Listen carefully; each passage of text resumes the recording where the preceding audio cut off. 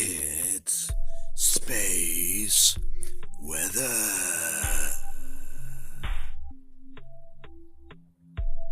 We got sunspot 2727. We have an active region up north. And we have an incoming coronal hole wind stream. Also, we're going to get deep into the weeds about Deneb / Cygnus X-3. Stay tuned for that. Let's look at the magnetic lines in your 94 angstroms view, which darkens up the sun and makes the lines a little more obvious. Now you can see major concentrations around this sunspot over here, as well as the coronal hole area down here, from which we are currently receiving a slight uptick in solar wind.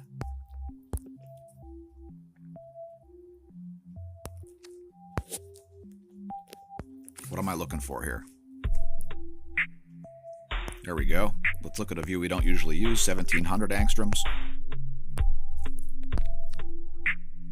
Turns out sunspot 2727 actually got bigger.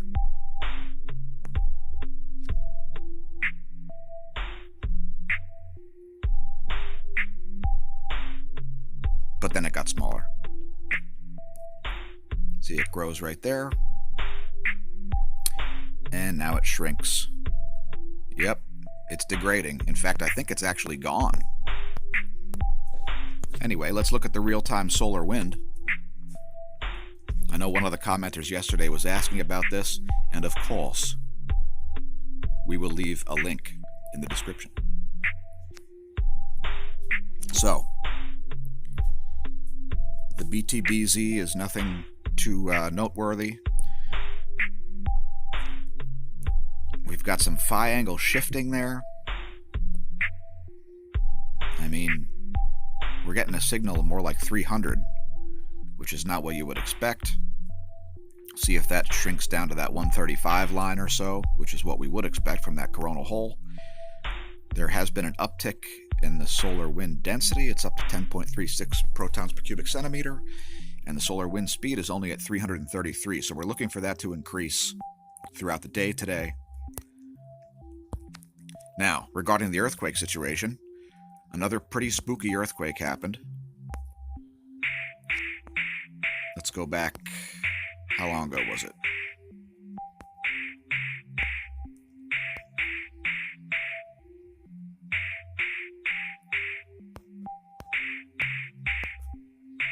There was a 6.9 in the Fiji region. It was actually 13 hours ago. So it's off this feed now, but it's still on the map. And at a depth of 546 kilometers, that keeps that area on a constant alert. Looking at the last 8 hours, there's been an uptick. So, Iwo Jima, Vanuatu gets a 5.1. Burma gets a 4.9. That's a rare one. Another off of Svalbard. Actually, north of Svalbard, which is even more rare.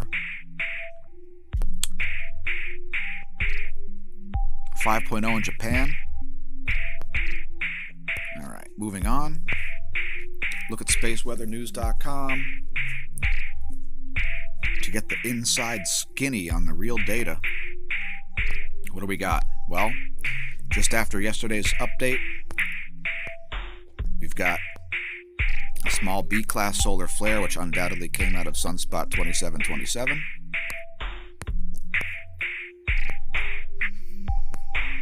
Last 24 hours, though, pretty flatline on the X-ray flux. It looks like the ACE and the Discover pretty much agree on the solar wind. Now, we see a steepening magnetometer reading here, coming down very steeply, and now it's in the process of going back up very, very steeply.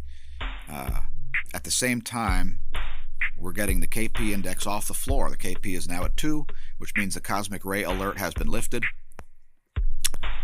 And as we often see with coronal hole wind streams, there's an electron thief in the ionosphere, and that would be solar protons. So this electron flux, we're looking for that to, actually that's going to stay dipped for a while, probably about 4 hours. And that's going to come back up off the floor, but will probably not reach 10 to the 5th. There's your F2 ionosphere layer, and your auroras, and your solar cycles, and so forth. And now let's get deep, deep, deep into the weeds. Alright, let's just head to this browser that we don't like very much. Now, head to inthesky.org if you want to see this great star chart. Now, we've set this up for New York City because we just want to show you what the constellation Cygnus does. So, if you want to set this up for your town, just head to this site, get to the star wheel portion of it, hit this little wrench right here. See that wrench? Hit that, put in your town. It's going to show you right now what's going on in the sky. So, let's just press animate here and watch what happens.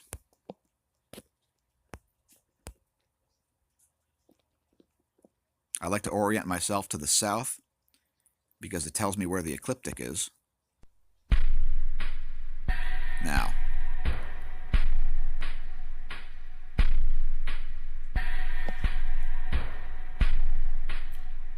so, as you can see, the clock is moving forward.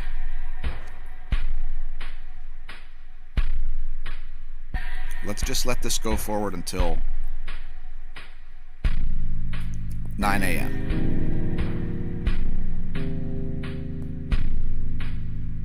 Whatever time that is. Now, let's look at what constellations are up as the sun rises. See that? See that right there? Oh, no, you can't see that right there, can you? See that right there? By 9 o'clock, Deneb, aka Cygnus X-3, or A Cygni, depending on your naming conventions, will have already risen. Let's watch what it does throughout the day.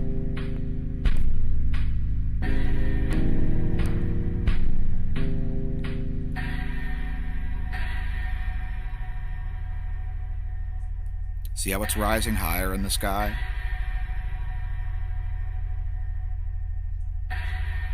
Now let's fast forward again.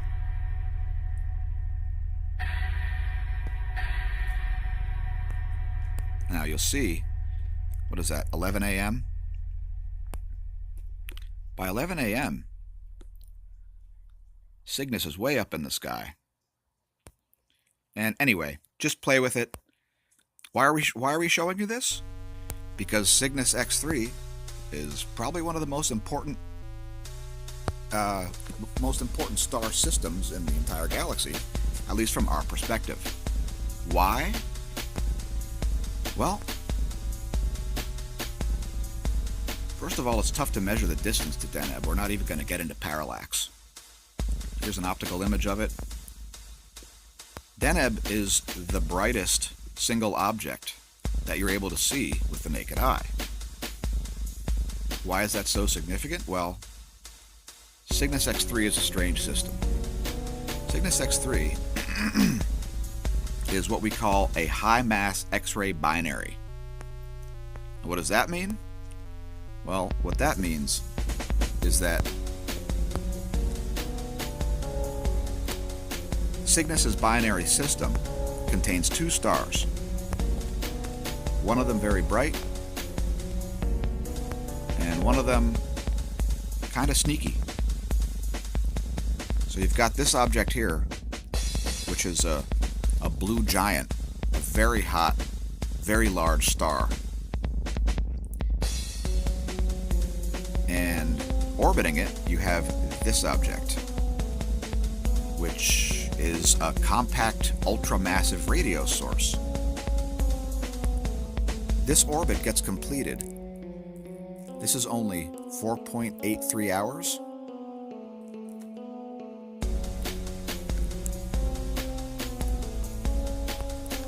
So you have this ultramassive object orbiting this star, vacuuming plasma out of the star all the time. Why is it so significant? Well, a couple reasons. Number one, in about 10,000 years, this thing will be the North Celestial Pole on our planet. Number two, it's one of the most consistent cosmic ray sources that we know of. And why is that? Well, it's because this object, let's say this object is oriented like this, and one pole is facing away from the Earth, the other pole is facing right toward the Earth. We call this a blazar because it looks super bright because the Earth is right in line with its pole. This is why we receive cosmic ray sources from it all the time. This thing was discovered by accident. Now, again, we're going to have links to all this below. This thing is monitored all the time, and here's your daily compiled transient analysis. If you look, we've actually had some big spikes recently. Now this thing always drops to a low level of activity before it raises up. If you look right here, see the very low activity and then a very dense activity. Also, if you look at when the last biggest spike happened, 2009, right at a solar minimum. Not a coincidence. How does Cygnus relate to ancient cultures? Well, we're not going to go through the whole thing, but again, we'll leave links if you want to see some very interesting material. Read The Cygnus Mystery by Andrew Collins. Everything from swans. People are worshiping swans all around the world. The oldest temple in the world, Göbekli Tepe, is built in an orientation that faces Deneb, Cygnus X-3. This is well documented. Why was everybody so high on Cygnus X-3? We can't really know. But there's a lot to cover, and we don't have time to do it all.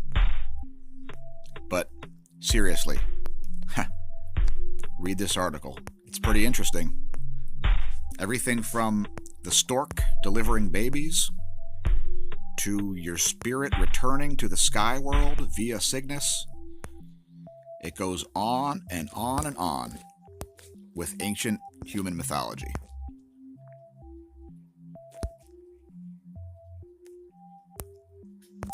So read about Cygnus. Enjoy. It's a very strange thing. Remember, when you're studying cosmic ray sources, don't drink. And if you drink, study cosmic ray sources anyway. Oh, by the way, thanks subscribers, thanks commenters, thanks for tuning in. More videos coming daily.